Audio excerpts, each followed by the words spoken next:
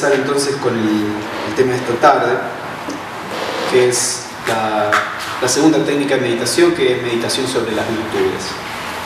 Esta técnica también es más o menos conocida dentro de la sociedad teosófica.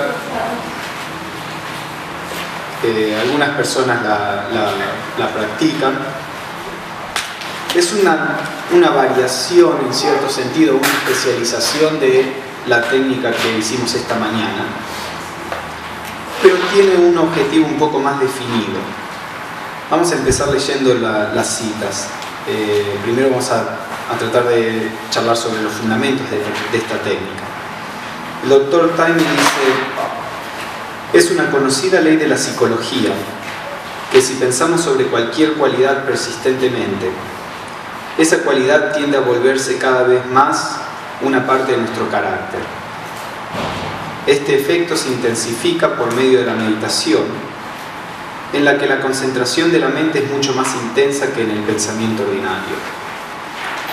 Bueno, creo que en la sociedad teosófica la mayoría de nosotros está familiarizado con esta idea de que, del mismo modo que lo que comemos construye nuestro cuerpo físico, lo que pensamos y lo que sentimos construye nuestros cuerpos mental y emocional, o nuestros aspectos o dimensiones mental y emocional.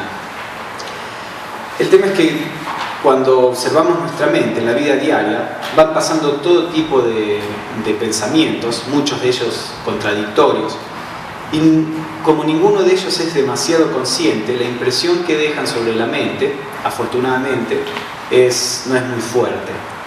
Porque si nos convirtiéramos en cada cosa que pasa por nuestra mente, probablemente seríamos unos Frankensteins en algún sentido, ¿no? A veces si bien el poder del pensamiento existe y es real y demás, por ahí en la nueva era, desde mi punto de vista, se lo absolutiza demasiado. No es que cada simple pensamiento que pasa por nuestra mente va a producir un efecto tremendo sobre nuestro carácter. Muchas veces los pensamientos que pasan por nuestra mente ni siquiera son nuestros, son del medio ambiente. El pensar que cada pensamiento tiene un efecto tan importante nos puede hacer que estemos temerosos de los pensamientos, que cuando aparece un pensamiento positivo nos asustemos, que no seamos capaces de observar nuestra mente cuando está en un estado negativo, en un estado de ira o de enojo. Y observar nuestra mente es una cosa fundamental dentro del camino espiritual. Creo que desde el punto de vista teosófico lo que se dice es que aquello en lo que persistentemente pensamos, aquello que es nuestro interés constantemente, va moldeando a nuestro cuerpo mental. El tema es que cuando estamos meditando, el poder del pensamiento es muchísimo mayor, porque cuando la mente está concentrada, todos los poderes de la mente están focalizados en un punto. Es como cuando hay un río que es muy ancho y va muy despacio y no tiene mucha fuerza el caudal, y cuando lo empezamos a hacer más angosto, el caudal empieza a tener un montón de fuerza. Exactamente lo mismo pasa con las energías mentales. En general están dispersas, están actuando una contradiciendo la otra, y no hay ningún efecto muy visible de nuestro pensamiento, de nuestras intenciones. Pero a medida que el pensamiento se va concentrando, que la mente se va haciendo más unidireccional, como a veces se le llama, empieza a tener mucho más poder. Entonces, en la meditación, cuando nosotros meditamos sobre una virtud, por ejemplo, atraemos una cantidad de energía importante, de materia mental y emocional importante relacionada con esa virtud, porque está toda nuestra atención puesta ahí. Veamos lo que dice Besan, que explica un poco más esto. Dice: toda la teoría de la meditación está construida sobre estas leyes del pensamiento, porque la meditación es solo pensamiento deliberado y perseverante, dirigido a un objeto específico, y por ello es una causa kármica poderosa. Al usar el conocimiento y el pensamiento para modificar el carácter, se puede producir un resultado deseado muy rápidamente. La idea es que, dado que el pensamiento tiene tanto poder cuando está en meditación, si comenzamos a meditar en ciertas virtudes, eso va a crear una causa potente, una causa kármica, como le dice Besan, potente para generar la virtud en nosotros. Ahora, no es que estemos creando una virtud a través del pensamiento. Lo que estamos haciendo en realidad, recuerden, todas las virtudes están ya en nuestro ser interno. Nuestro ser interno es perfecto en sí mismo. Toda la sabiduría, el amor, la compasión, la paz, armonía, están ahí. El problema es que nuestros cuerpos inferiores no vibran de un modo que puedan expresar esas cualidades, como hablamos de la guitarra o algún instrumento de cuerdas. Si todas las cuerdas están afinadas, entonces moviendo una se puede empezar a hacer que aquellas que están a tono con esa cuerda puedan moverse. Pero si están todas desafinadas, entonces no hay la posibilidad de generar un acorde o algo armónico. Entonces lo que hacemos con este tipo de meditación es empezar a poner a tono nuestros cuerpos. Cuando meditamos sobre una virtud, sobre el amor, no es que estemos generando amor, estamos atrayendo materia mental, emocional, que puede ser un vehículo de expresión del amor que existe en nuestra naturaleza original. Y también estamos produciendo una comprensión sobre la cualidad de lo que es el amor, que puede abrir la puerta para que la conciencia espiritual se empiece a expresar. Entonces es más, no tanto para generar una virtud, sino para crear un vehículo para esa virtud que ya existe. Taimi dice que las cualidades positivas como la valentía, la compasión, etc., no son cosas nebulosas como aparecen a la mente inferior, sino principios reales, vivos, dinámicos, de ilimitado poder, que no pueden manifestarse plenamente en los mundos inferiores por falta de instrumentos adecuados, que es lo que estábamos comentando. Un principio o cualidad solo vierte su resplandor débilmente, por así decirlo, cuando pensamos solo en esa cualidad. El resplandor se vuelve cada vez más luminoso cuando el pensamiento se torna más profundo y más persistente, y la mente se armoniza cada vez más con esa cualidad.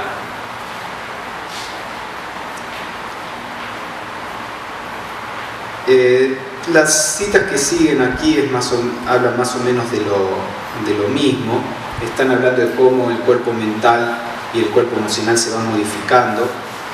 La última cita de Annie Besant en la página 14, ella lo explica un poco más y dice: la mente se modifica a sí misma de acuerdo a la virtud y repite sus vibraciones gradualmente. Gradualmente la virtud se volverá parte de la naturaleza y se establecerá firmemente en el carácter. Esta modelación de la mente es realmente un acto de autocreación, porque la mente, después de un tiempo, toma las formas en las que estuvo impulsada por medio de la concentración, y estas formas se vuelven los órganos de su expresión habitual. Vieron que esta idea de los órganos es bastante recurrente. Necesitamos generar como órganos espirituales, si le queremos llamar así, o mentales, emocionales, para que algo se pueda expresar. Y este es cuando en la literatura teosófica se habla del poder del pensamiento, no van a encontrar en un solo libro la recomendación de que el poder del pensamiento se use para obtener algo para uno mismo, como una casa, un auto, dinero, una relación. El poder del pensamiento en la literatura teosófica siempre se recomienda que se use o para ayudar a otras personas, porque podemos enviarles buenos pensamientos, personas, al mundo, a la naturaleza, o para reformar nuestro propio carácter. La idea de usar el poder del pensamiento, que es un poder, es una energía, en la búsqueda de objetos materiales para la autogratificación, en general en la literatura teosófica se habla que está del lado de lo que puede llegar en un extremo a la magia negra, a utilizar todos estos poderes de un modo para un beneficio propio. Entonces esta es una diferencia muy importante de cómo se trata el tema del poder del pensamiento en la teosofía y en algunos movimientos de la nueva era. Entonces, teniendo en cuenta que el pensamiento tiene este poder, especialmente el pensamiento concentrado en la meditación tiene este gran poder, podemos utilizarlo, como decíamos, para construir nuestro carácter. Lo primero que hay que hacer es tratar de elegir una virtud. ¿Sobre qué virtud vamos a meditar? Clara Cott dice: todos tenemos ideales vagos respecto del tipo de personas que quisiéramos ser. Hagan que el ideal sea vívido y claro. Un día piensen cuidadosamente las características importantes de vuestro carácter ideal y decidan transformarse en ellas. Entonces, una posibilidad es el de pensar cómo es la persona ideal para nosotros, cómo debería comportarse o qué cualidades debería tener una persona que está expresando la naturaleza espiritual. Y vean qué virtud les atrae. Y pueden comenzar a meditar sobre esa virtud. Lo pueden hacer por un mes, lo pueden hacer por el tiempo que quieran, meditando, como ahora vamos a ver, de distintas maneras. Entonces, esa es una forma de tratar de buscar una virtud. O si no, hay otra manera que está descrita por Besant en la próxima cita. Ella dice: estudien vuestra propia naturaleza astral, es decir, emocional, y descubran cuáles son las cosas indeseables que ésta desea en particular. Luego determinen serenamente que no le permitirán tenerlas otra vez. Una vez hecho esto, no piensen más en ellas, no continúen con ese pensamiento. Opten por la actitud opuesta y practíquenla todo el día. Si vuestro cuerpo astral quiere estar impaciente, establezcan vuestra mente en la paciencia. Piensen sobre la paciencia en vuestra meditación matinal y practíquenla durante todo el día. Si vuestro cuerpo astral quiere sentir celos, simplemente observen el hecho y luego no piensen más en los celos. Piensen en la generosidad y practíquenla con firmeza. Y luego no habrá lugar para los celos. Vuestra mente no puede estar ocupada en dos cosas opuestas al mismo tiempo. Acá hay muchas cosas interesantes en esta cita. Una es cómo elegir la virtud. Bueno, podemos empezar a mirar nuestro carácter y ver qué cosas queremos cambiar, qué cosas no nos gustan de nuestro carácter. Tal vez no somos pacientes, o tal vez no somos tolerantes, o tal vez no somos amables, o lo que sea. Entonces, Ari Besant dice: estudien su naturaleza emocional, detecten algo que quieran cambiar, y después ya no es necesario pensar en eso. Porque si nos obsesionamos sobre los aspectos negativos de nuestra personalidad, le estamos dando más energía. Entonces, por empezar, el primer paso es un paso de autoobservación y de reconocer qué cosa hay ahí que no nos gusta. A veces en algunos de los movimientos de la nueva era también se recomienda una técnica que parece similar pero en realidad es distinta, porque ellos recomiendan el negar las cosas que sean negativas. Por ejemplo, si somos personas que nos enojamos fácilmente, muchas veces recomiendan que uno niegue que uno es iracundo, por ejemplo. Y de acuerdo al movimiento, algunos lo llevan a un extremo mayor o menor, pero eso produce una represión. Lo primero que Ari Besant dice es que uno tiene que observar, reconocer, integrarlo en la conciencia, y después no hace falta seguir dando vueltas sobre no sé, el problema o lo que queremos cambiar. Del mismo modo, durante el día, con las técnicas estas de las afirmaciones y los decretos que a veces se difunden en la nueva era, la idea es que si aparece algo, si esta emoción aparece en el día, de nuevo decimos, la negamos y decimos: yo soy amor, yo soy paz, cuando hay ira en nosotros, por ejemplo. Ari Besant acá dice: cuando aparezca celos, por ejemplo, lo que sea, simplemente observen el hecho, no le corran la vista, no lo nieguen, porque eso la psicología normal sabe que el hecho de negarlo, lo que estamos negando es simplemente la manifestación más externa de ese problema, pero toda la cuestión viene del inconsciente. Entonces el negar algo que se está produciendo, lo único que hace es aumentar la carga inconsciente. Entonces Ari Besant dice: observen el hecho. Una vez que uno lo reconoce, entonces lo dejan de lado y se ponen a meditar en la virtud opuesta. Eso es muy diferente del tratar de negar lo que de hecho es ahí, de lo que de hecho está ahí. Y otra cosa que ella aconseja es no solo meditar sobre una virtud, sino practíquenla durante el día. Ella lo dice en dos partes acá, y como vamos a ver después, varios autores teosóficos dicen: si ustedes no practican la virtud durante el día, lo que hagan en la meditación en la mañana no va a tener ningún resultado, porque van a estar meditando media hora o 10 minutos o lo que sea, y después en el día todo lo que hicieron se va a borrar por si se dejan caer constantemente en la misma actitud. Entonces la idea es meditar y hacer el esfuerzo por practicarlo.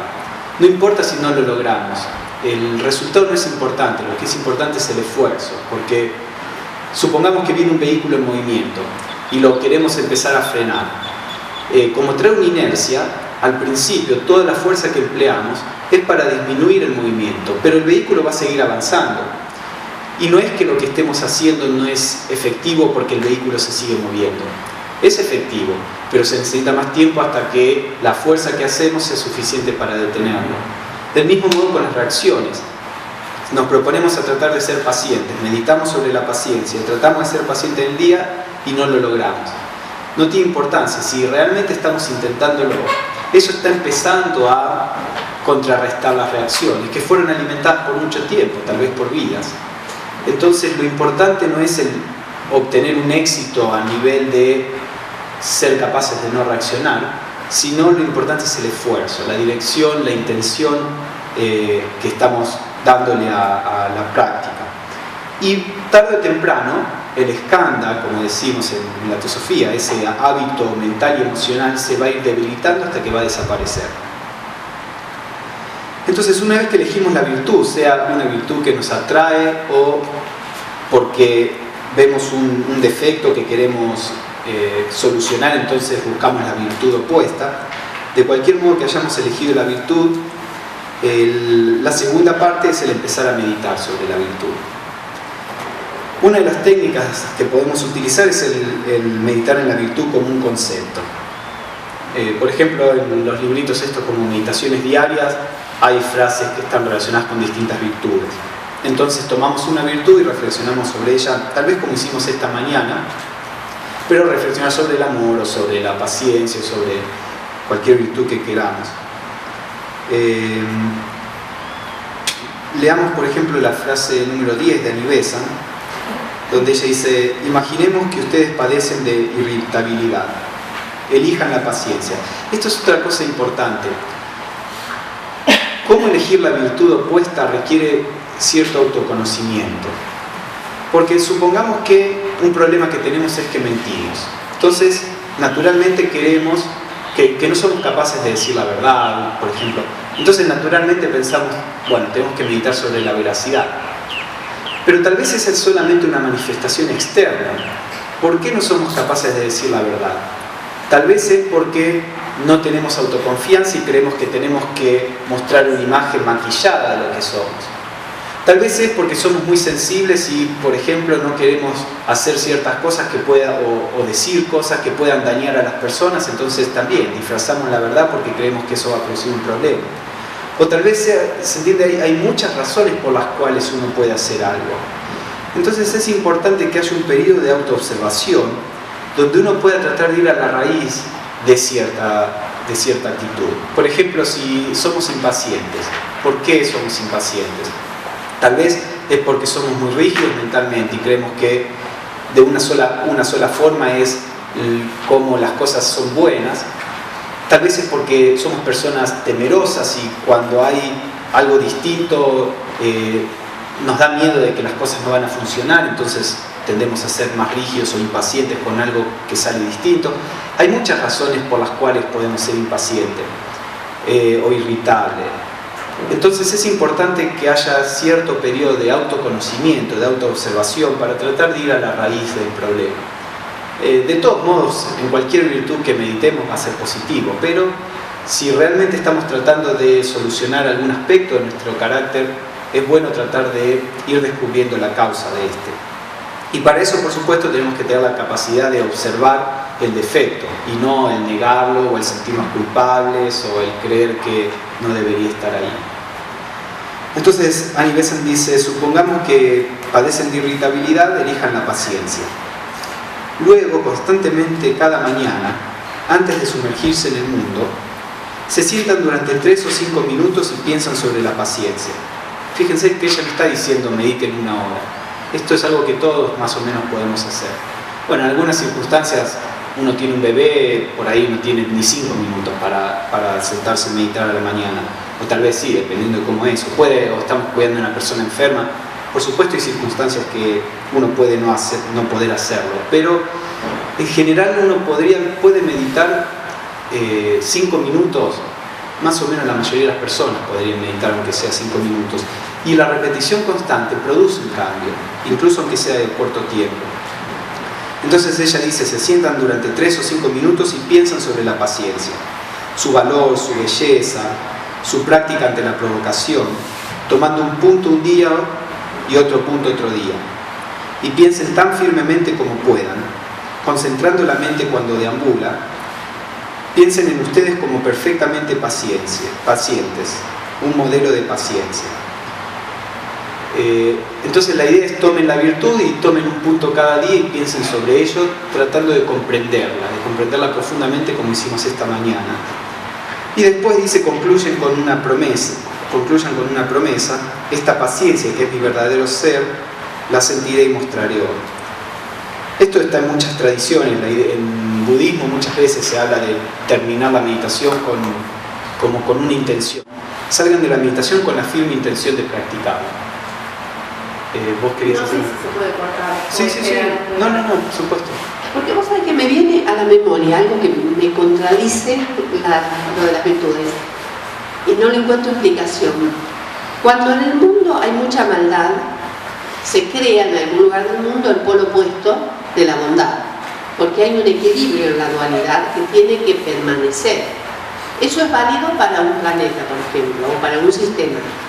Nosotros somos un microsistema, enfatizando un aspecto que uno considere positivo, por la dualidad misma que hay en nosotros, ¿no sigue persistiendo aún a espaldas nuestras el polo negativo? Entonces dirías que en un adepto está también el polo negativo. No sé, lo pregunto porque... Sí, yo no sé dónde... Yo he practicado virtudes y me he encontrado con que me he insuflado una imagen de mí misma que no era yo y me he pegado la cabeza contra la pared porque encontré que en mi sombra la antítesis a la virtud se había desarrollado sin que yo me dé cuenta. Yo no sé si no será mejor verlo a la sombra o lo negativo, verlo y aceptarlo en lugar de resistirlo, ¿no? Eso también es parte, pero el tema es lo que decíamos a la mañana. Todas estas técnicas uno las tiene que ir tratando de hacer del modo correcto, en el sentido de que ahora vamos a ver algunas de las frases. Por eso es importante, por eso yo trato de ir de explicar bastante los fundamentos, primero de investigar, en mi caso, los fundamentos y demás, para ser capaces de hacer las cosas del modo correcto. Por ejemplo, antes de acercarme a la teosofía, yo trabajé bastante tiempo con la idea de las afirmaciones, los decretos y demás. No, yo estoy poniendo un ejemplo personal, no estoy refiriéndome a lo que vos dijiste. Y observé algo similar. Después, a medida que fui comprendiendo más acerca de la psicología y la espiritualidad, por lo menos desde mi punto de vista, me parece que veo dónde estaba el error, que es un error muy sutil. Pero un error sutil produce el efecto contrario. La idea acá, ahora vamos a ir avanzando y vamos a ver algunas de las cosas que dice Ari Besa, es que uno medite sobre la virtud, pero con la clara conciencia de que lo que es virtuoso es el ser interno, no la personalidad. Cuando estamos meditando, por ejemplo, ese es el problema que hasta en la época de Shankaracharya existía. Por ejemplo, una de las meditaciones que se hacen en la Vedanta es este tipo de afirmaciones: yo soy Atman, yo soy el espíritu. Shankaracharya tiene algunos tratados donde él dice esto es generalmente entendido y usado del modo opuesto, porque cuando decimos yo soy el espíritu, ¿qué significa? ¿Que yo, la personalidad, soy el todo? La gente la tiende a interpretar así. Cuando decimos somos dioses, ¿cómo se interpreta en general y especialmente en la nueva era? Yo, la personalidad, soy Dios. Yo tengo el poder de crear el universo de acuerdo a lo que yo quiero. Entonces eso sí enfatiza la personalidad. Pero él decía, el yo soy el espíritu significa, por lo tanto, si yo soy el espíritu, yo no soy esto. Yo no soy la personalidad, yo no soy los deseos, yo no soy... Entonces, la idea de la meditación en las virtudes, y lo vamos a ver en alguna de las frases, es que al meditar en la virtud, uno tiene que saber o tienen que tener conciencia de que no es que yo como personalidad soy la paciencia, sino que yo no soy la irritabilidad. Por lo tanto, cuando en la vida diaria la irritabilidad aparece, puedo como despegarme de ella. Pero lo que vos decís es una experiencia muy normal y que tal vez incluso es algo inevitable al principio de la práctica. La verdad, con lo que vos decís me doy cuenta, con lo que vos explicás me doy cuenta, que la dualidad en realidad está en la personalidad, porque es una característica de la mente inferior, y la bondad básica y todas las cualidades básicas, inherentes, están en el ser interno. Claro, por eso he insistido bastante en que el ser interno es perfecto, nosotros no estamos adquiriendo nada, no es que como personalidades adquirimos una virtud, estamos simplemente reformando la personalidad para que la virtud del ser interno se exprese. Y eso tiene importantes resultados prácticos. A veces algunas personas, cuando uno se pone más quisquilloso en tratar de comprender los fundamentos, piensan que es algo que no es necesario o algo por el estilo. Pero en realidad las tradiciones serias siempre dicen, antes de hacer, uno tiene que comprender. Porque cuando uno no comprende, hace mal. Y nos pasa a todos, ¿no? Lentamente, a medida que vamos creciendo en comprensión, podemos hacer cosas mejores, pero creo que esa es una experiencia que probablemente todos los que practicamos este tipo de meditaciones y demás hemos pasado por. Bueno, entonces Ari Besan decía, durante unos pocos días probablemente no habrá ningún cambio perceptible, todavía sentirán y mostrarán irritabilidad. Continúen firmemente cada mañana. De pronto, al decir algo enojados, el pensamiento aparecerá de inmediato en vuestra mente espontáneamente. Debería haber tenido paciencia. Continúen. Pronto el pensamiento de la paciencia surgirá con el impulso irritable y la manifestación externa se controlará. Continúen. El impulso irritable se hará más y más débil hasta que vean que la irritabilidad desapareció y que la paciencia se volvió vuestra actitud normal hacia situaciones fastidiosas. La idea es que también que uno tiene que ser absolutamente honesto en la práctica espiritual. Y eso es muy difícil porque inconscientemente uno tiende a maquillar lo que uno es. Tratamos de vernos a nosotros mismos como distintos de lo que somos. Entonces, si uno reacciona, uno tiene que ver que uno reacciona. No tiene que justificarse o condenarse. Uno tiene que ver. Uno reaccioné y no debería haber reaccionado.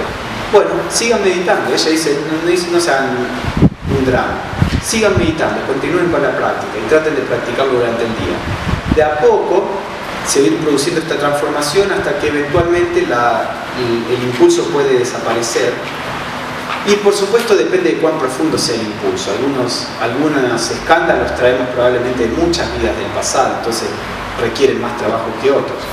Pero en todo caso la personalidad se puede ir suavizando. A ver si encuentro esa frase de Besan donde, no sé si la incluí acá, donde ella dice que uno debe preguntarse a sí mismo por qué quiere tener una virtud, y que en la medida en que uno vea que quiere tener la virtud por alguna cuestión personal, porque no quiere, incluso porque no quiere entrar en conflicto con la gente. ¿No leí esa parte? No. A las 6 o 6, arriba de todo. Ok. Sí, ahí dice, supongan que en la meditación piensan en una virtud. ¿Por qué la quieren? ¿Para ser admirados?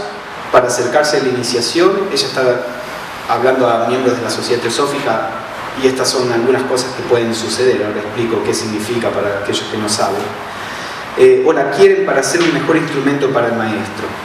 Esta es la prueba por la que pueden saber si es vuestra mente o ustedes, o sea, la personalidad o la conciencia real en ustedes, los que están pensando.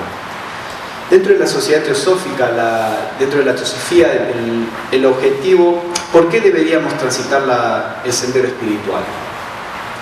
En el cristianismo es porque nacimos básicamente pecadores y debemos purificar nuestra naturaleza de modo que podamos ser aceptados en el paraíso con Dios. En el hinduismo es porque estamos encadenados a un ciclo de encarnación y muerte que es la causa de sufrimiento y queremos liberarnos de este ciclo, queremos dejar de encarnarnos. No hay un concepto de evolución como puede haberlo en algunas otras tradiciones. En general en el hinduismo no existe el concepto de evolución espiritual, aunque Aurobindo, después de la fundación de la Sociedad Teosófica, y él empezó a difundir más una idea de evolución espiritual, en el hinduismo clásico no existe ese concepto. Básicamente la idea de por qué uno debería liberarse o crecer, llegar a la realización, es para salirse del ciclo de encarnación, que es la causa de dolor.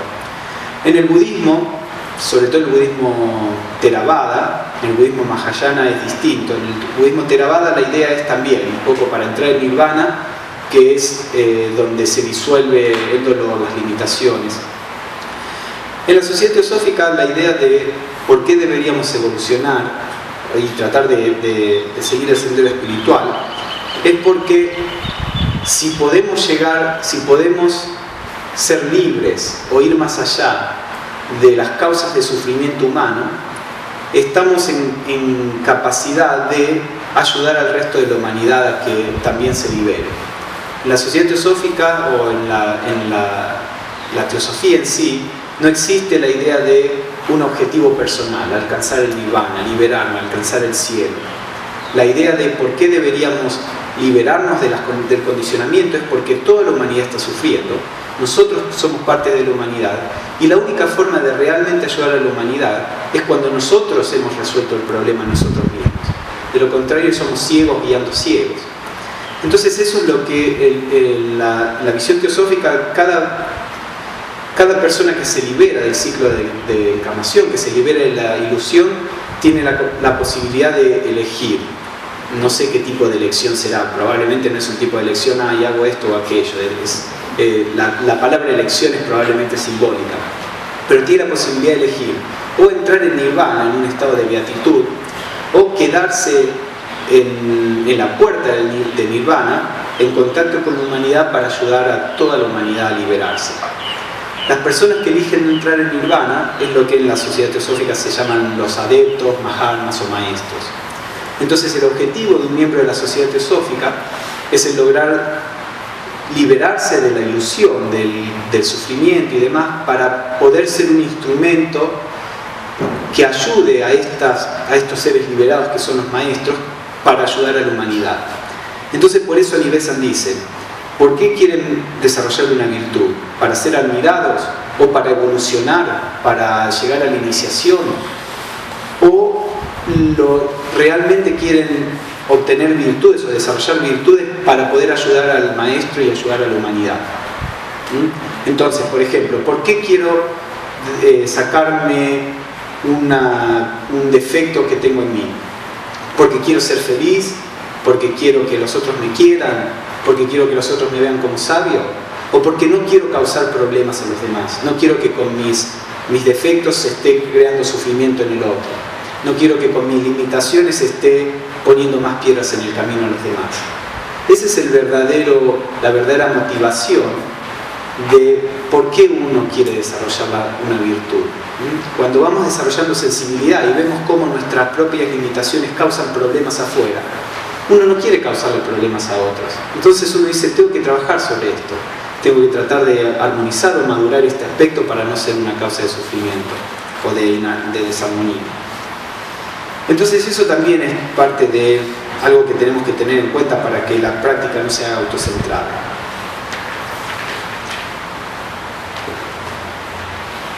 Vamos a ver un par de citas más y después podemos ir a las preguntas y respuestas antes de explorar. Bueno, podemos frenar un poquito acá. ¿Hay alguna otra pregunta con respecto a esto?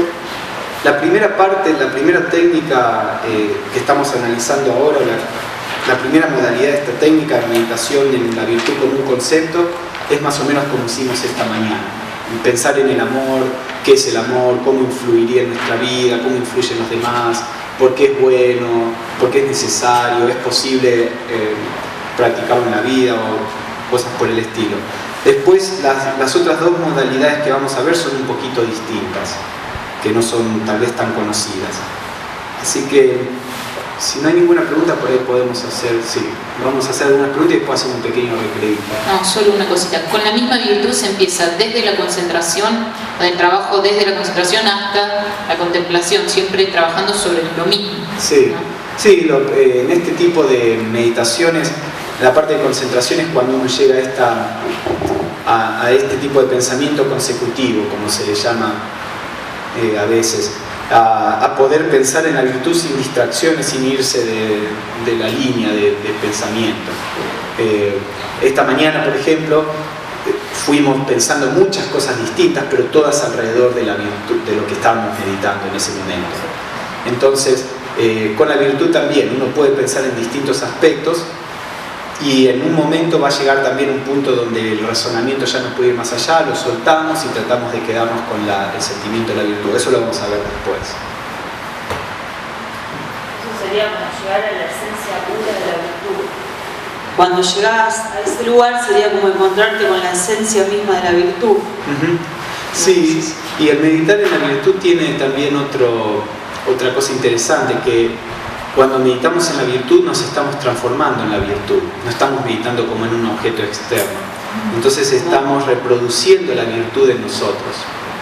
Y sí, eventualmente la idea es llegar a la esencia de la virtud, que después se manifiesta en muchas formas distintas.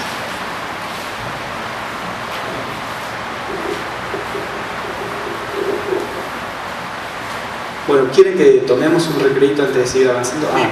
Para que vamos un comentario. Sí. Pareciera ser como que es un proceso dual, ¿no? Por un lado, hay una intención de que la virtud se haga presente en nosotros, ¿no? Hay una energía, y esa energía también de alguna manera va abriendo ese camino, pero tiene que haber como una intencionalidad, ¿no? De parte nuestra. Y yo creo que tiene que haber como una comprensión, un darse cuenta del lugar donde estamos, ¿no? De cuál es el verdadero objetivo del ser humano, ¿no? Del por qué estamos acá, no en San Rafael, sino del por qué vivimos también, ¿no? Es como un desconocimiento general de la humanidad, del por qué, cuál es la función de la humanidad dentro del plan universal, ¿no? Sí, por esa razón es que en general en la teosofía se recomienda meditación, estudio y servicio. Una persona que no tiene una comprensión de la vida, una comprensión profunda de la vida, a través de cualquier tradición seria, o de su propia sabiduría, si es una persona que tiene acceso a su sabiduría interna, entonces una persona que tiene esta comprensión de la vida, cuando trate de practicar estas meditaciones, muy probablemente se van a producir todas estos otros efectos secundarios no deseados que se producen incluso en personas que tienen cierta comprensión de la vida. La vida espiritual, aunque en la espiritualidad moderna se tiende a decir que es tan sencilla, que es fácil, que solo haciendo esto o aquello puede funcionar, la vida espiritual es muy compleja, como cualquier aspecto de la vida, ¿no? Nuestro cuerpo físico es tan complejo que la ciencia, con toda la tecnología que tiene, todavía no lo conoce. Imagínense nuestro desenvolvimiento espiritual, es también muy complejo. Pero por eso es necesario el estudio, es necesario la práctica, el servicio, la meditación. Habíamos visto una de las modalidades de esta técnica, que es la meditación en la virtud como un concepto.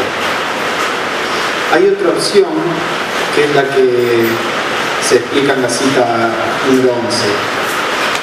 El doctor Taimi dice: Patanjali es la persona que organizó el sistema de Raja Yoga. Existen los Yoga Sutras de Patanjali, que es un texto clásico de yoga.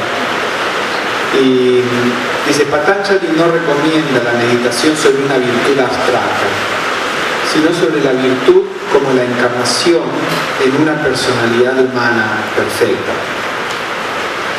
Existe una razón definida para esto. En primer lugar, un principiante que aún trata de adquirir firmeza mental no es probable que obtenga gran beneficio al meditar sobre una virtud abstracta. La asociación de una personalidad humana o divina querida con una virtud aumenta enormemente el poder atractivo de esa virtud y por lo tanto su influencia en nuestra vida. En segundo lugar, una meditación seria sobre tal personalidad nos relaciona con esa personalidad y produce un flujo de poder e influencia que acelera nuestro progreso. El objetivo de la meditación puede ser nuestro maestro o un gran maestro espiritual o una de las encarnaciones divinas. El doctor Tami se está refiriendo a un sutra en los Yoga Sutras, donde Patanjali recomienda meditar sobre seres perfectos. Por ejemplo, es muy común meditar sobre la compasión del Buda. La compasión no como un concepto abstracto, sino cómo se manifestó a través del Buda. Entonces, las personas que son budistas, que tienen amor o afinidad por el Buda, pueden sentirse más atraídas a meditar sobre la compasión en la figura del Buda. O lo mismo con Jesús, por ejemplo. El amor como se manifestó a través de Jesús. O la paciencia y obediencia como se manifestó a través de la Virgen, por ejemplo. Cualquier ejemplo que pertenezca a nuestra religión en particular. O en la sociedad teosófica, si una persona siente devoción por los maestros, también la sabiduría como se manifiesta a través de los maestros. Entonces es otra posibilidad. Para algunas personas eso es demasiado personal y puede no atraerlos. Para otras personas, por el contrario, puede despertar también devoción. Por lo tanto, la mente se siente más a gusto con el meditar sobre una virtud, así más que como un concepto. Así que esa es otra posibilidad interesante. Ustedes prueben y fíjense qué es lo que les parece más útil. Y después la otra modalidad es la de visualizarnos a nosotros como siendo la encarnación de la virtud. En la cita 12, Wellwood dice: la facultad de la mente de construir imágenes debería utilizarse con impulsos decisivos en la práctica de la virtud deseada, junto con impulsos decisivos en la práctica de la virtud deseada. Si un estudiante carece de valentía, debería imaginarse a sí mismo en circunstancias que requieren su manifestación y llevar adelante una escena hasta una conclusión valiente. Como en la vida real se presentan ocasiones que requieren una conducta valiente, el pensamiento de la valentía volará cada vez más rápidamente a la mente y un esfuerzo en la práctica remediará el defecto original. Y Clara Cott dice: imagine situaciones de prueba e imagínese a sí mismo actuando del modo ideal. Imagínelo en acción y decida ponerlo en acción cuando llegue la ocasión. Al principio no lo recordaremos a tiempo, pero un día, con un afectuoso sentido de poder, de tener la posibilidad de hacerlo, tendremos éxito. El autodominio produce aplomo y paz. Esto está diciendo que la visualización de nosotros en una situación donde es requerida la virtud sobre la que estamos meditando es una técnica que nos puede ayudar. Por ejemplo, si somos... déjenme que les lea la próxima de Annie Besant, donde ella da un ejemplo, así no lo repito, y después hablamos de la técnica. Annie Besant dice en la cita 14: una de mis formas favoritas, porque yo era muy irritable cuando era joven, era hacer de mí la encarnación de la paciencia. Ustedes nunca vieron a una persona así de santa en meditación, cualquier cosa que pudiera haber sido fuera de la meditación durante el día. Yo era absoluta, completa y perfectamente paciente en ese momento. Luego hacía aparecer mentalmente a mi alrededor a todas las personas más desagradables y provocadoras que conocía, y aumentaba su poder de provocación tanto como yo incrementaba mi propio poder de paciencia. Y así hacía un pequeño drama mental en el que me provocaban de toda forma posible y yo respondía como una Griselda moderna. Después de un tiempo, cuando encontraba a la gente, veía que su poder de provocación había desaparecido. ¿Por qué pensaba que esa persona era tan molesta?, me preguntaba. Descubrí que inconsciente y gradualmente había establecido la paciencia como una parte permanente de mi carácter. Cualquiera de ustedes puede hacerlo. Entonces la idea es visualizarse en una escena donde se requiere que empleemos la virtud en la que estamos meditando. Esta técnica fue descubierta muchos años después por una persona, un científico, ahora no recuerdo su nombre, y se utiliza especialmente en el campo de los deportes. Se llama, bueno, no sé en castellano cómo lo traducirán, lo traducen probablemente como imaginería o algo por el estilo, donde esto comenzó de la siguiente manera. Un científico hizo un experimento con dos grupos de personas para medir el desarrollo de la capacidad de tirar dardos y acertar en el centro. Entonces, un grupo practicaba todos los días, en realidad fueron 3 con el grupo control. Un grupo practicaba todos los días, empezó de 0, se vio la puntuación y durante un mes practicaba cada día y al final se vio qué puntuación alcanzaba. Otro grupo practicaba un día y otro día se imaginaban a sí mismos tirando los dardos y acertando siempre en el centro. Entonces un día practicaban como podían, al otro día se imaginaban haciéndolo perfectamente. Y otro grupo ni practicó ni meditó. Al final del experimento él vio que las personas que habían practicado todos los días, por supuesto, aumentaron su capacidad. Las personas que no habían practicado no modificaron su capacidad. Y las personas que habían alternado la visualización con la práctica habían aumentado su capacidad más que los que habían practicado todos los días. Después se pasó el experimento a ver si tenía efectos físicos. Entonces algunas personas comenzaron a visualizar que movían el dedo chiquito de la mano. No lo movían en realidad, se imaginaban moviéndolo. Y después de un tiempo vieron que la masa muscular del dedo había aumentado, creo que un 22%, sin haberlo movido. Porque claro, el cerebro, cuando uno visualiza, el cerebro no distingue si está realmente viendo o está imaginando. Por ejemplo, imagínense, si ustedes se imaginan que van caminando por la calle y que, no sé, se les cae algo en la mano o se les cierra una puerta sobre los dedos. Si ustedes lo están imaginando intensamente, la mano reacciona, como si en realidad estuviera pasando, porque el cuerpo no distingue si la imagen en el cerebro es producto de un estímulo que viene de adentro, de afuera, o un estímulo que viene de adentro. Para el cerebro es una imagen. Entonces vieron que a través de la visualización el cerebro es como que se cree que es verdad y segrega las hormonas de crecimiento y todo lo que es necesario para aumentar la masa muscular, por ejemplo. Entonces esto se usa muchas veces en deportes y las personas hacen estas pequeñas meditaciones visualizándose que encestan la pelota en básquetbol o con tiro de arco y flecha y con cosas por el estilo. En Estados Unidos lo utilizan algunos entrenadores. La idea aquí es algo similar, es el meditar en la perfección de la virtud, reaccionando de un modo perfecto, pero también tratando de practicarlo sobre la vida. Fíjense que en las citas que leímos siempre se involucra el hecho de que después, cuando en la vida diaria pasa, uno tiene que intentar hacerlo de ese modo. Y de esta manera, con cada meditación se va no solo atrayendo la materia mental y emocional necesaria, sino que además nuestra conciencia se va habituando al estímulo o a la situación. Allende, por ejemplo, decía algo que probablemente mucha gente de la espiritualidad moderna se horrorizarían, pero él decía: muchas veces medito, trato de visualizar lo peor que me podría pasar en la vida en ese momento y trato de ir a través de la situación en todos los detalles posibles, porque eso va produciendo una maduración. Si en algún momento pasa, la conciencia está madura para afrontarlo de un modo equilibrado.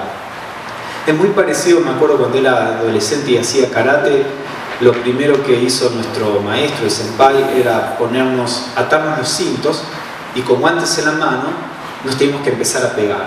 Y como estábamos con los cintos atados no nos podíamos separar, así que no podíamos evitar recibir golpes. Y él decía, una vez que uno es forzado a enfrentar algo, le pierde el miedo, porque ve, bueno, no es tan malo, es como que uno se familiariza, uno le tiene mucho más miedo a lo desconocido que al hecho concreto. Cuando uno le pierde el miedo a esa sensación de desconocimiento, el hecho concreto causa un impacto menor. Entonces cuando uno visualiza las situaciones, es como que uno se va poniendo en esa situación, y cuando eso sucede en la vida diaria, ya hay cierta familiaridad, ya es como que estamos más preparados para afrontar la situación. Por supuesto, el cambio se va dando con el tiempo, no es que probablemente no va a producirse un cambio muy grande al comienzo, pero es algo que incluso científicamente se ha comprobado que tiene un efecto positivo. Así que ven ustedes que están estas tres posibilidades de meditaciones sobre las virtudes, como un concepto abstracto, como la virtud como se expresa a través de una persona de nuestra devoción, o como nosotros siendo la encarnación de esa virtud y estando en una situación en particular y definida. Y cualquiera de las tres modalidades que estemos utilizando, en algún momento vamos a llegar al punto en donde no podemos seguir avanzando a un nivel intelectual, donde ya hicimos todo lo que podíamos hacer, entonces podemos pasar a la etapa de la contemplación. ¿Puedo hacer una pregunta? Sí, sí. Te quería preguntar, que de todo esto que vos estás hablando ahora sería como ir perfeccionándote a nivel psicológico, porque, o sea, cuando ya ves que no podés más ahí, recién empezás a entrar en la otra etapa, en la etapa de digamos, ya después cuando pasás a la contemplación. O Sí. sea, como que primero te vas perfeccionando psicológicamente, mirando la virtud y ver cómo la podés ir mejorando, Sí, encontrándote con esa virtud. Sí, yo diría que uno puede intentar el estado de contemplación en cada meditación desde el principio, simplemente como para empezar a generar esa capacidad en uno. Entonces, desde la primera meditación uno puede tratar de concentrarse sobre la virtud, de pensar en la virtud, y antes de terminar la meditación uno puede tratar de soltar todo el proceso y quedarse en silencio. Por supuesto que al principio probablemente, por más que hagamos todo eso, tal vez todavía estemos en realidad en la etapa de concentración. Tal vez durante todo el proceso nuestra mente se va y vuelve, pero no importa, podemos ir tratando de seguir estas tres etapas, y lentamente, a medida que desarrollamos la práctica, las etapas se van a ir volviendo más y más profundas o verdaderas. Así que esto se puede hacer desde el principio. Entonces decía que cuando llegamos al final de la etapa de la meditación, o cuando, bueno, ya vemos... Sí, ¿hay otra pregunta? Sí. Igual vamos a dejar unos minutos de preguntas y respuestas, pero pueden preguntarlo ahora. Era justo por el experimento ese que planteaste, que bueno, me pareció interesante, como yo estoy en ese ámbito, se me ocurrió que también a esos tres grupos que habías descrito, faltaba uno en el experimento que yo hubiese hecho, que es solamente imaginar sin practicar nunca. Sí. Y yo no sé, yo tengo mi resultado previo para mí hubiese sido que no hubiese sido mucho mejor que los que no hacían nada.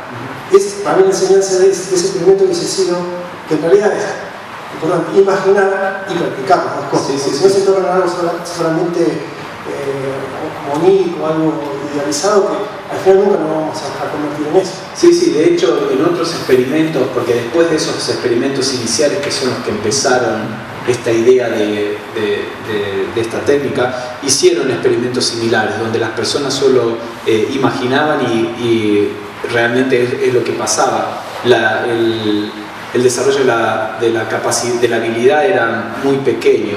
Por eso una de las cosas que se enfatizan en esta técnica y en la teosofía también es la complementación de las dos, la práctica y después la meditación y la práctica en la vida diaria.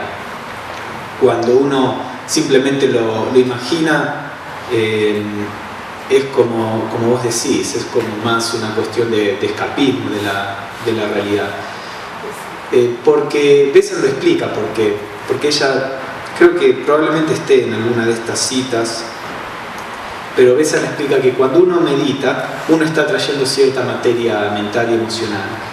Si uno no, después durante el día, no trata de mantener esa actitud, no trata de practicarla, esa materia mental y emocional que se atrajo se vuelve a rechazar. Entonces la traemos y la rechazamos, la traemos y la rechazamos. Solamente se va cimentando a medida que uno va practicando la meditación de forma regular y que la va practicando durante el día. Entonces de esa forma realmente se va haciendo parte del carácter.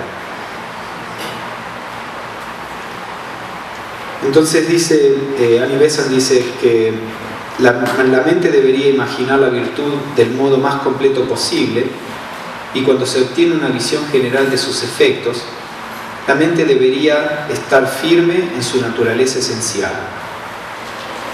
Y en la otra cita dice, finalmente la mente debe estar sujeta a un objeto y permanecer fija a ésta sin razonar sobre él, sino como si obtuviera o absorbiera su contenido. La idea es que al final de la meditación se genera como una atmósfera, un sentimiento, quedémonos en silencio como dejando que eso nos impregne, como transformándonos en esa impresión residual que queda. Y Wedgwood daba otro tipo de contemplación que por ahí es más activa. Estas dos citas de Annie Besant son de una contemplación más pasiva, donde uno se queda en silencio esperando, y Wedgwood venía explicando una meditación donde uno visualizaba, creo que era la compasión, como algo que irradiaba desde la divinidad, desde el Cristo, los maestros. Y entonces el modo en que él explica la contemplación dice, imaginen la divina compasión, del modo que explica la contemplación, imaginen la divina compasión como vertida al mundo por medio del hombre ideal, el Cristo o el Maestro, y luego como dirigida hacia nuestro yo individualmente. Luego el estudiante debería unirse con una aspiración activa y fuerte a la corriente de esta inefable influencia que irradia del Maestro y buscar alcanzar el objeto de su devoción. Esto es cuando estamos meditando en la virtud a través de una personalidad, al final uno puede tratar de como de fundirse con el objeto, con el origen o la fuente de compasión, o la fuente de amor, que puede ser el Buda o Cristo o el Maestro, de acuerdo a lo que la personalidad ideal sobre la que estemos meditando. Entonces en este caso no simplemente nos quedamos pasivos, sino que hacemos un esfuerzo en nuestra conciencia por volvernos uno con el Maestro. Y después están dos puntos más, esta cuestión de la importancia de la práctica en la vida diaria, que es lo que estaba mencionando que Annie Besant decía, tengan confianza en ustedes mismos y en la ley. Existe otro punto que no debemos olvidar, el pensamiento concreto encuentra su realización natural en la acción, y si no exteriorizamos un pensamiento, entonces por reacción debilitan al pensamiento. La acción esforzada con energía en la línea del pensamiento debe seguir al pensamiento, de lo contrario el progreso será lento. Es un poco rebuscada la frase, pero la idea es esa, ¿no? Que podemos pensar en una virtud, pero si no es seguida por la acción, debilitamos al pensamiento que habíamos generado. Y también podemos agregar una etapa al final de la meditación que muchas veces es recomendada por los autores teosóficos, que se trata de compartir los efectos de la meditación. Entonces, por ejemplo, Wedgwood dice que al final de la meditación uno debería pensar en esta virtud como aplicada a la vida diaria, a sus amigos y seres queridos, e incluso a aquellos con quienes se necesita una comprensión mejor. Que los imagine uno a uno frente a él y que los cubra con la influencia que se vierte en él. Esto viene también de la técnica que él iba explicando. Por ejemplo, íbamos meditando en la compasión, y después al final uno puede tratar de visualizar personas, amigos o personas con las que hay dificultades enfrente de nosotros, y como envolverlos en ese sentimiento de compasión y sentirnos uno con las personas.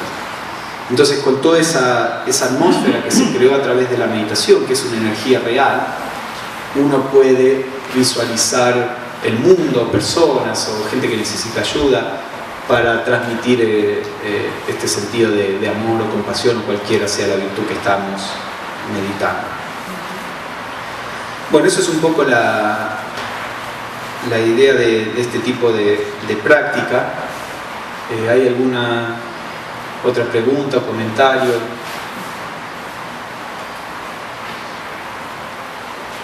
¿Había algo que querés repetir lo que habías dicho, Mariela, en el recreíto sobre lo de la felicidad y eso, que es un punto importante que uno... Así que a veces, como hubo algunas preguntas en el escrito, ¿usted por qué medita? Porque quieres... Esta palabra no la decía, pero a veces uno piensa, ¿porque quiere ser feliz usted o porque quiere hacer felices a los demás? Entonces uno como que tiene miedo de decir que uno quiere ser feliz también, como que no, yo quiero hacerlo por el bien de la humanidad, es la respuesta que uno mismo se dice. Pero en realidad los efectos son varios. Seguramente esos efectos van a venir también hacia nosotros, porque vamos a estar más equilibrados, nos vamos a sentir mejor, al sentirnos mejor con las demás personas, naturalmente vamos a estar mejor con nosotros mismos.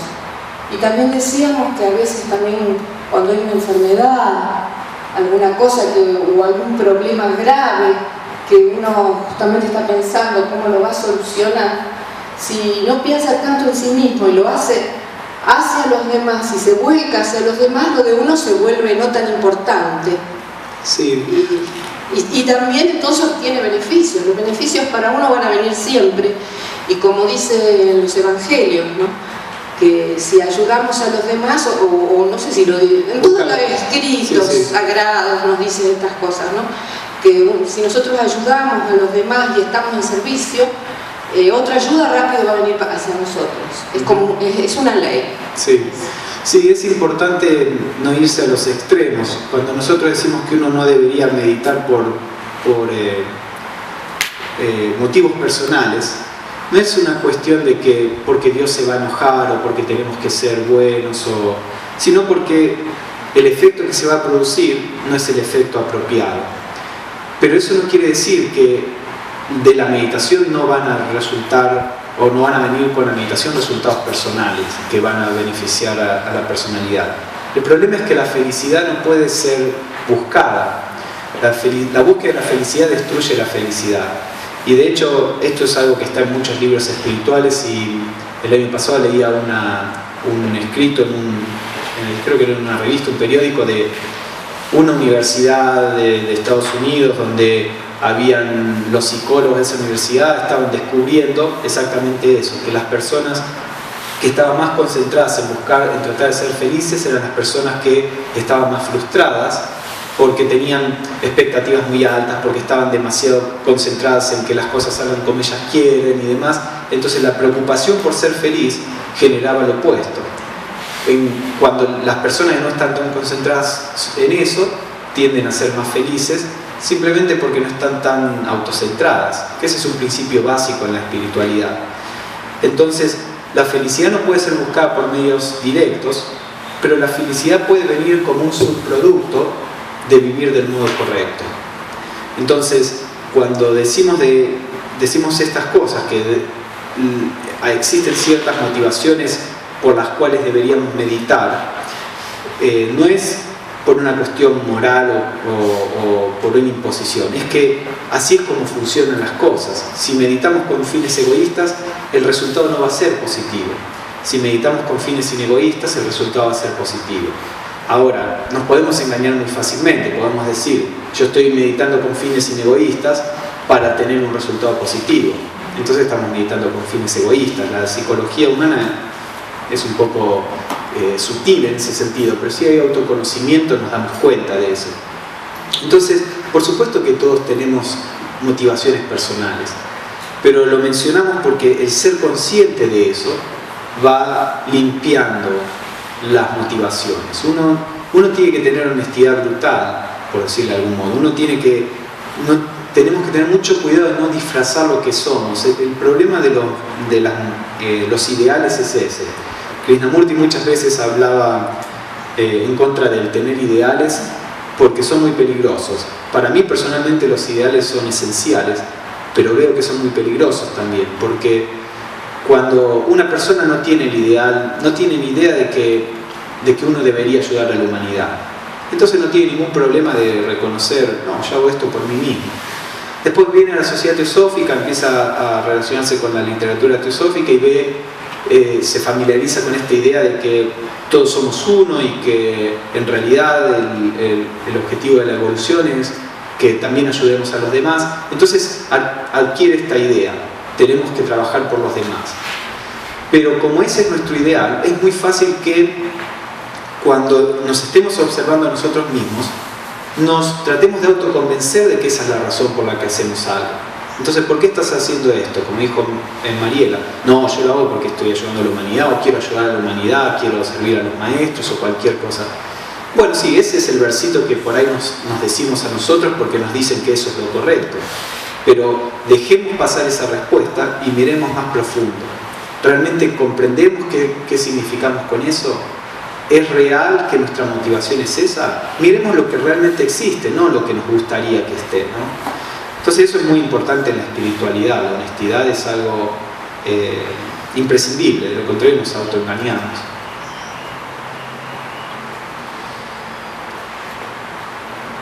¿Algún otro comentario o pregunta? Es como que la honestidad es mirarnos a nosotros mismos desde otro punto sin ser nosotros, digamos, ¿no? De mirarnos a nosotros sin ser nosotros. Veía que la naturaleza nuestra, que es individual o individualista, que necesariamente es con la cual contamos para hacer este trabajo, digamos. Es como que en el plano del ideal es como que es necesario poder construirlo con otras naturalezas también individualistas, por decirlo así. Capaz que sea toda una instancia o esta etapa de la humanidad, digamos, poder identificarnos desde nuestra individualidad con otras individualidades, poder mirarnos más en nosotros, capaz que en estas pequeñas experiencias, capaz que me parece que uno de los sentidos de la sociedad teosófica es poder generar estos ámbitos donde nos permitan mirarnos más allá de nuestra individualidad, y que es necesario porque todavía nos hace reflexionar. Detrás de esa virtud todavía convive eso que parece opuesto, pero es por lo cual nosotros tomamos como punto de partida para poder mirar más allá. Es como que están presentes, son necesarias, no es algo a negar, sino a poner en movimiento. Y seguramente vamos a estar detrás de una búsqueda de algo, a través de una búsqueda de una virtud, y hoy pasaremos un poquitito más allá, y capaz que en otros tiempos volveremos a dar vuelta por eso y encontraremos otras profundidades dentro de la misma virtud y convivan en nosotros por ahí un montón de egoísmos y cosas, pero a la vuelta, al poder volver a transitar por ellas a través de otras experiencias, o tal vez al poder relajarnos con mayor profundidad, nos permitan ver nuevas cosas y bueno, como poder construir con una nueva mirada, digamos. Sí, eso. Por eso hablamos de la honestidad. Los elementos egoístas van a estar con nosotros hasta el momento en que nos liberemos de la ilusión de la personalidad, y eso es algo que va a suceder al final de la evolución humana en cada uno de nosotros, la cual podría ser mañana o el próximo eón. No estoy poniendo términos de tiempo, eso depende de cada uno, pero los elementos egoístas van a estar ahí hasta el final. Entonces, por supuesto, uno tiene que reconocerlos, tornarse consciente de ellos, ver que no son lo deseable, lo correcto, lo que está en armonía con el modo en que es la vida, tratar de dejarlos de lado hasta donde se pueda. El tema, estamos tan acostumbrados a la actitud religiosa de haz esto o no hagas aquello, como si fuera una imposición, que cuando leemos estas cosas lo tendemos a percibir en ese modo. Pero en realidad estas son descripciones de cómo es la vida, ¿no? Es como si se describe la gravedad. Si tirás una piedra hacia arriba y te quedás en el lugar, la piedra te va a caer en la cabeza. No es ninguna cuestión moralista. Si tiras una piedra hacia arriba, córrete. No, te está describiendo cómo es la cuestión. Entonces, bueno, si uno hace las cosas de este modo, estos son los resultados, o eso va a generar problemas. A medida que uno lo va comprendiendo, va diciendo, sí, tiene razón, y va tendiendo hacia otro lado. Si nadie se lo dice a uno, probablemente uno se da cuenta de eso después de mucha experiencia. Entonces, creo que los autores espirituales advierten sobre esto para darnos una herramienta para que nos demos cuenta más pronto, pero no con el sentido de que deberíamos negarlo, sentirnos culpables o ocultarlo. Creo que eso sí es importante. Esto que estamos viendo de alguna manera tiene que ver, claro, con la naturaleza del ser humano, pero además de eso, ¿no hay características que son más bien propias de determinada cultura y en otras culturas, en otras sociedades, muchos de estos aspectos están como más, hablo de lo del individualismo, ¿no? Como más, yo no sé cómo sería la palabra, una cosa más socializada, más de comunidad, la actitud más comunitaria en otro tipo de sociedades, ¿no? Sí, puede ser. Puede ser que las culturas enfaticen más o menos el individualismo o cualquier otra actitud. Pero creo que en el fondo el hecho de que nuestra conciencia está limitada a nuestro cuerpo produce un autocentramiento, naturalmente. Yo le ordeno a mi mano moverse y se mueve, le ordeno a tu mano moverse y no se mueve. Entonces hay una sensación de que yo soy esto y no aquello.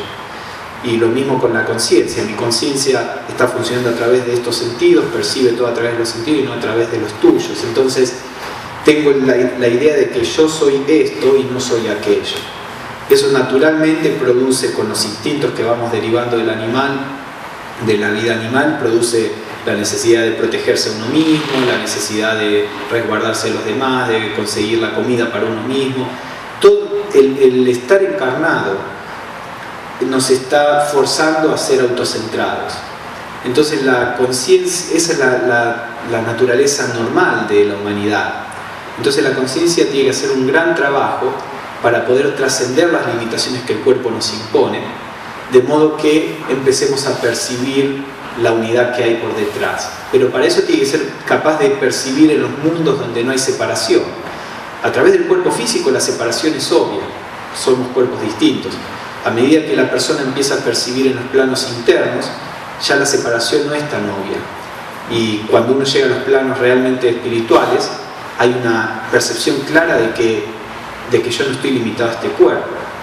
Entonces, aunque sí algunas culturas pueden enfatizar más o menos ciertos aspectos, creo que esencialmente los seres humanos nacemos siendo autocentrados. Tal vez eso es lo que simbólicamente se llama el pecado original, ¿no? Algo que originalmente traemos por el mero hecho de estar encarnados en un cuerpo. Luis, y después, sí. Yo lo que noto personalmente es que muchas veces cuando nos acercamos al tema de la meditación y el autoconocimiento, lo hacemos como aquel participante que va a un programa de televisión a jugar por una fortuna de dinero en un juego y que se retira apenas ingresa o por temor a dar un paso más adelante se retira antes de jugar por temor a la pérdida. Esto lo hago yo con respecto a la postura de por ejemplo, de pensar que nosotros somos aquella conciencia libre de los condicionamientos, cuando en realidad somos todo lo contrario. O sea, es esencial para mí reconocer la postura de que uno arranca digamos así, de la base con los condicionamientos naturales del nacimiento y bueno, como decía Pablo, de ser autocentrado. Entonces todos nuestros enfoques son autocentrados. Ahí está el problema, porque muchas veces uno dice, no, yo no soy esto o no quiero evitar ver eso en mí, entonces esa falta de querer ver en sí la profundidad de nuestros propios condicionamientos nos evita dar un paso más adelante. Entonces, aceptar nuestros condicionamientos y saber que desde el vamos somos autocentrados, me parece que ya el primer paso para ser, digamos, francos, sinceros en el camino de conocernos a nosotros mismos. Y eso significa estar dispuesto a perderlo todo, digamos, a perderlo todo a nivel de imagen mental de uno mismo, de lo que sea. Y eso es algo que para nuestro digamos, sistema de conciencia en el cual nos basamos es la muerte, el más duro. Sí.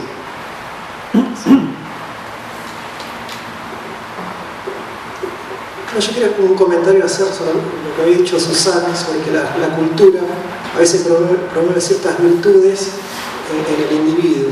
Pero yo a veces, con relación a eso, lo que observo es que ese individuo que está en una cultura, por ejemplo, países desarrollados que no están muy presionados para hacer todo bien en un ámbito económico. Cuando vienen a países como acá, digamos, esa misma persona pierde ese acondicionamiento cultural y se comporta como de acá. O, por ejemplo, con los del tránsito. Yo lo veo personalmente con conocidos míos que acá manejan mal, van a Europa y manejan perfectamente. O sea, la cultura te recondiciona desde afuera, pero no cambia el individuo realmente de adentro. O sea, ese individuo es como una hoja que va dependiendo del acontecimiento externo, pero no prende realmente internamente. Sí, eso pasa mucho y de hecho vamos, desde el punto de vista teosófico, vamos encarnando en distintas culturas y no vamos adquiriendo las virtudes que hay en todas las culturas.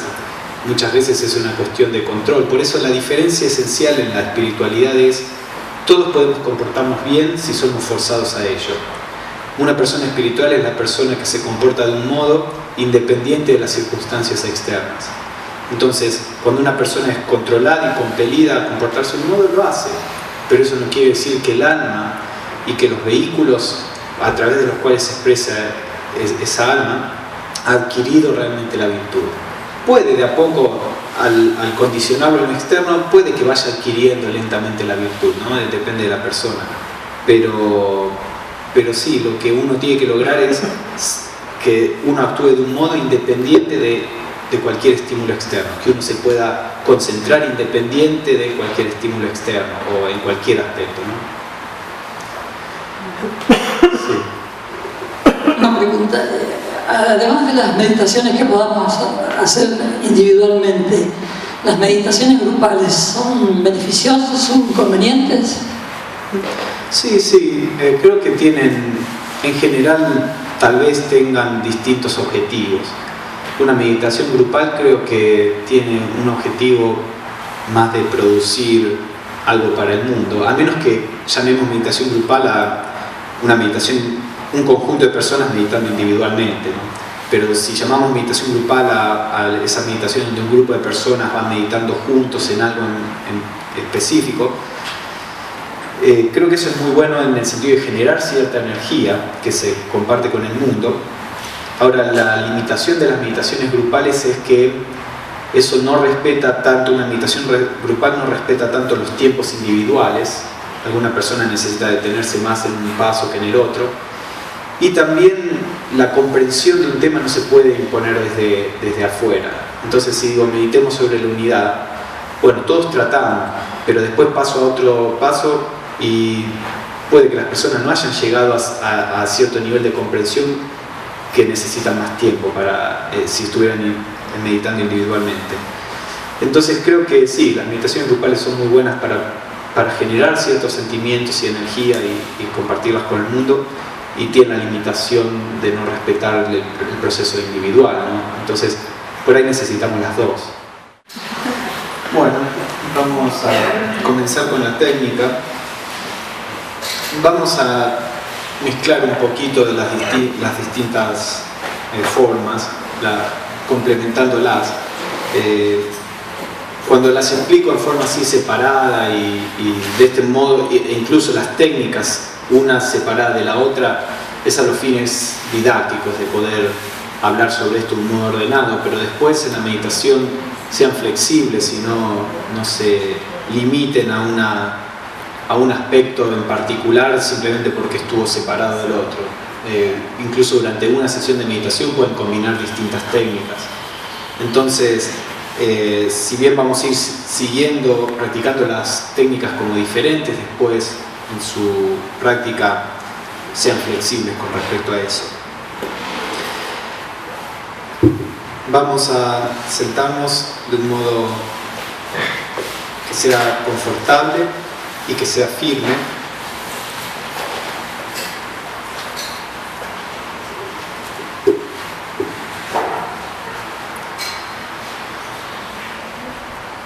su cuerpo se relaje.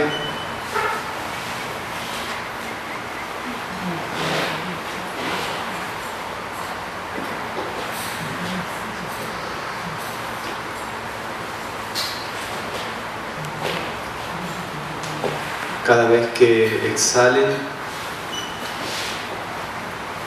tengan la sensación de dejar ir las tensiones.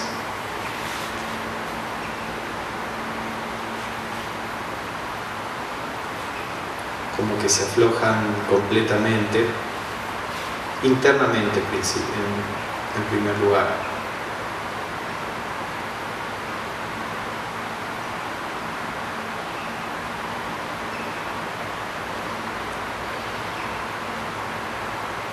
A medida que su actitud se torna más relajada, el cuerpo sigue a la actitud.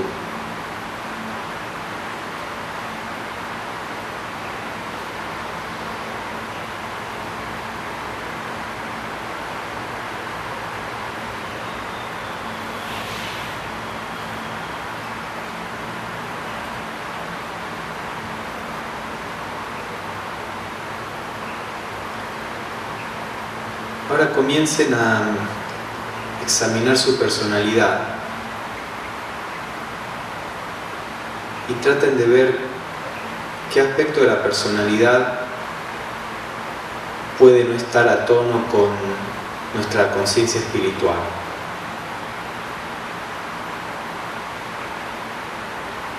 Traten de verlo de un modo ecuánime, sin sentido de culpa o de inferioridad, pero también estén atentos a qué sentimientos surgen cuando están haciendo esta primera parte. Fíjense si aparece un sentimiento de culpa o cualquiera que sea. Entonces, revisen a ver qué aspecto de su personalidad creen que debería ser reformado.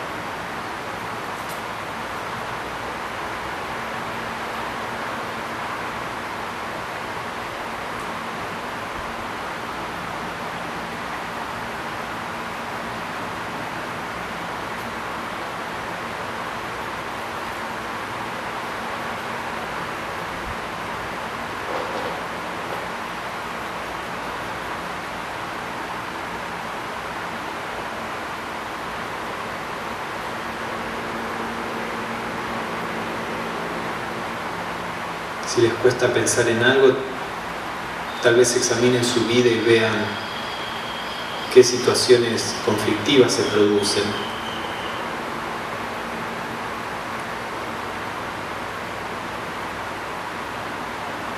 Y qué cambio de actitud en ustedes podría ayudar a que la situación sea un poco más armónica.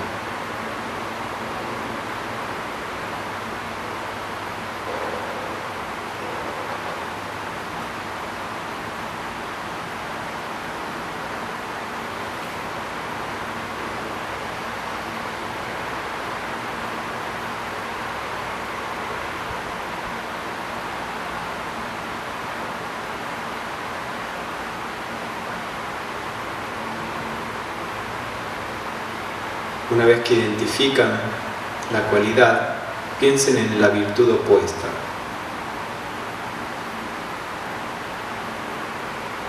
La virtud opuesta al defecto.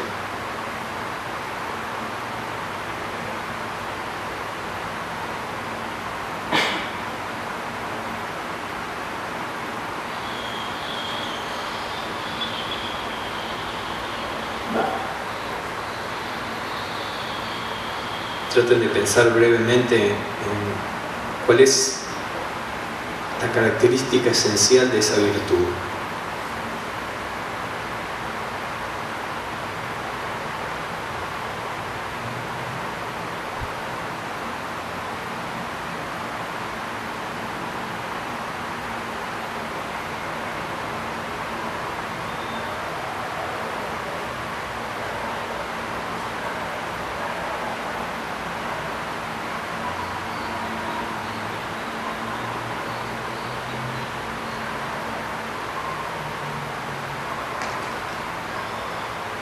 Pueden pensar en la virtud en abstracto o piensen en la virtud en cómo se manifiesta a través de una persona perfecta o de un ideal de perfección.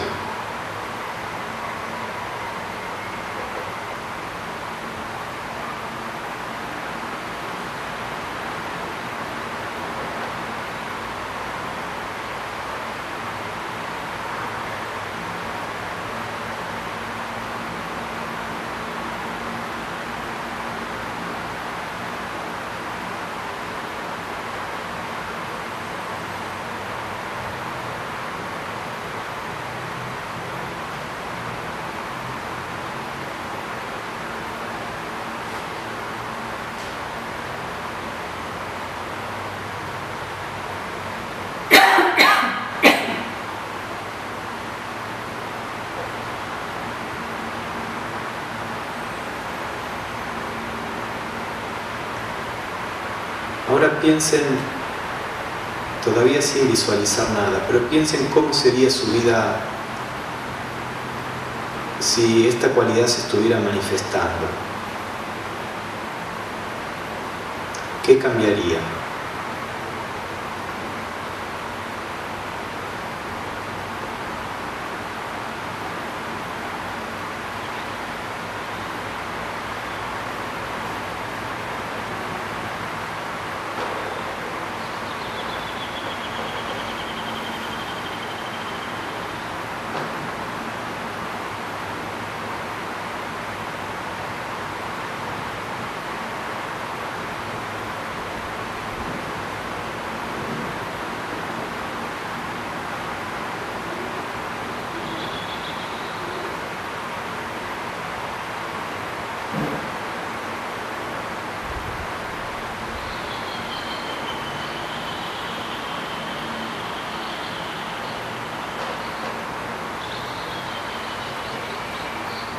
Piensen ahora que esa virtud está realmente en ustedes, no al nivel de la personalidad, sino de lo que es verdadero en ustedes.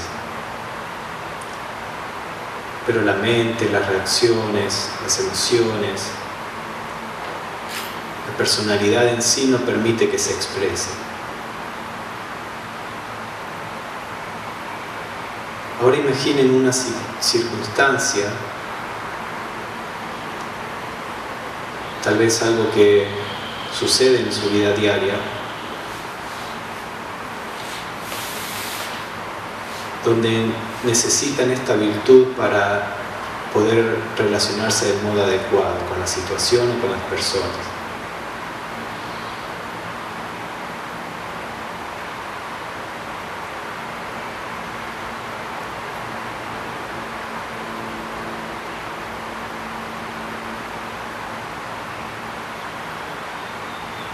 Si ven que el intento produce una reacción emocional fuerte, pueden observar la reacción e ir más lentamente. Tal vez no lo puedan hacer en el primer intento. Vayan observando sus reacciones también.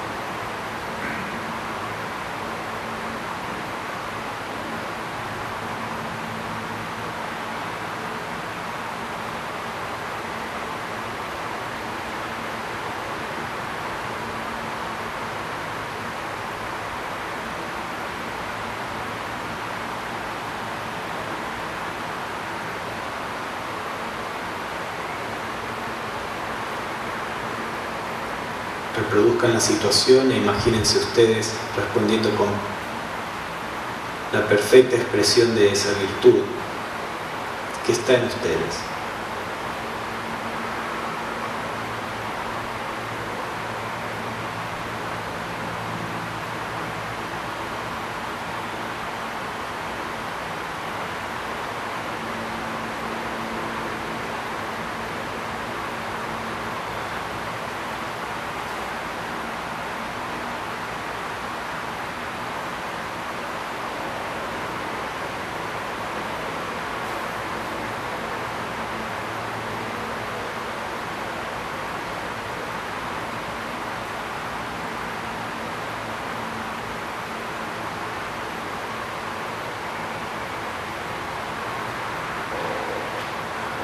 Tal vez sientan que no pueden hacerlo. Observen las reacciones, observen qué sienten, por qué.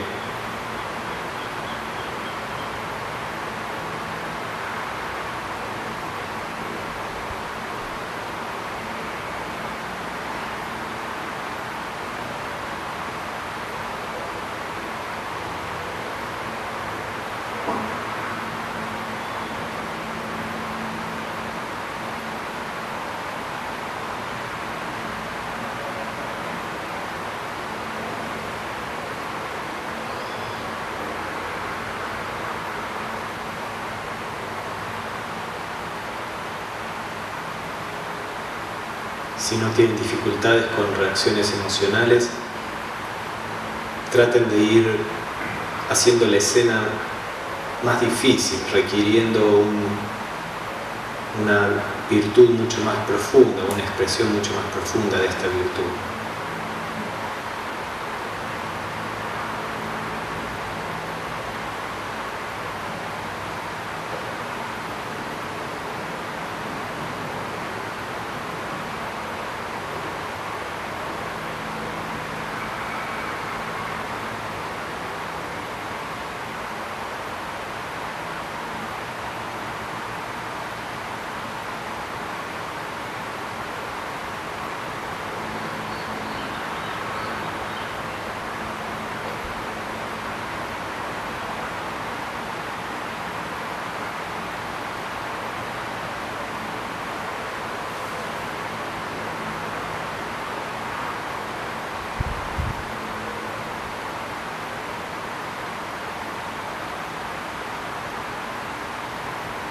Ahora disuelvan la escena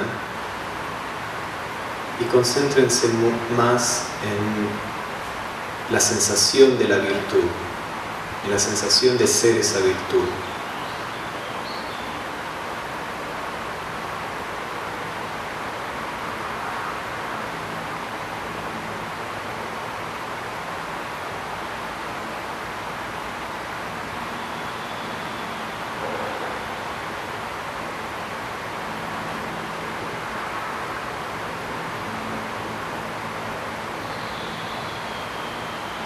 Piensen que cuando su personalidad no está reaccionando, esa es su verdadera naturaleza, la virtud.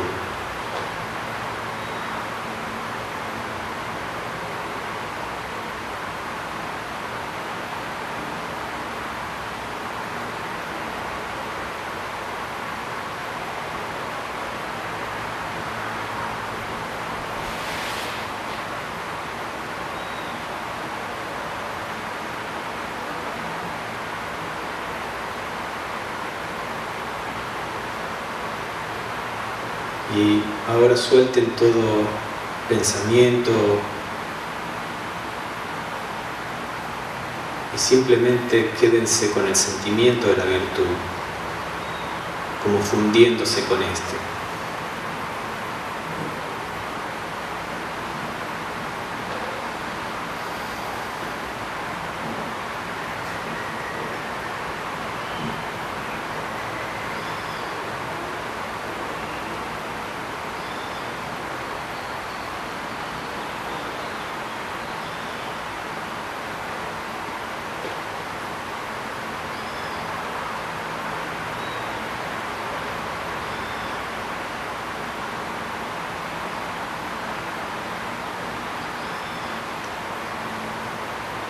Ahora vuelvan a tomar conciencia de la virtud e imaginen enfrente de ustedes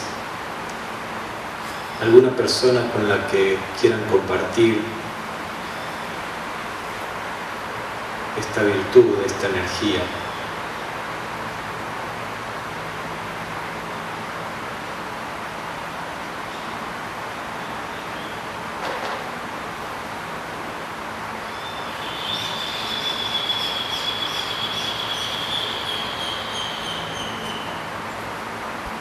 Rodeen a la persona con esta virtud.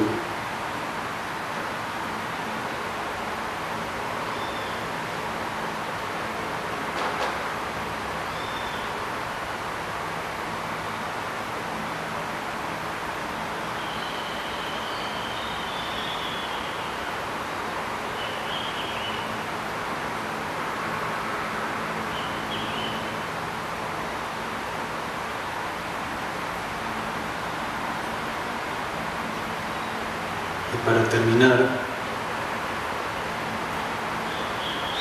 propónganse estar más atentos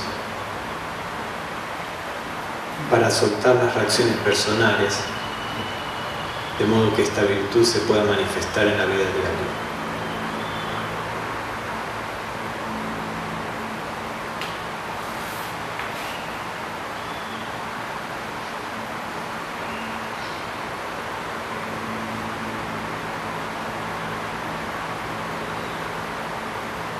Lentamente retornen a su estado de conciencia habitual y pueden abrir los ojos.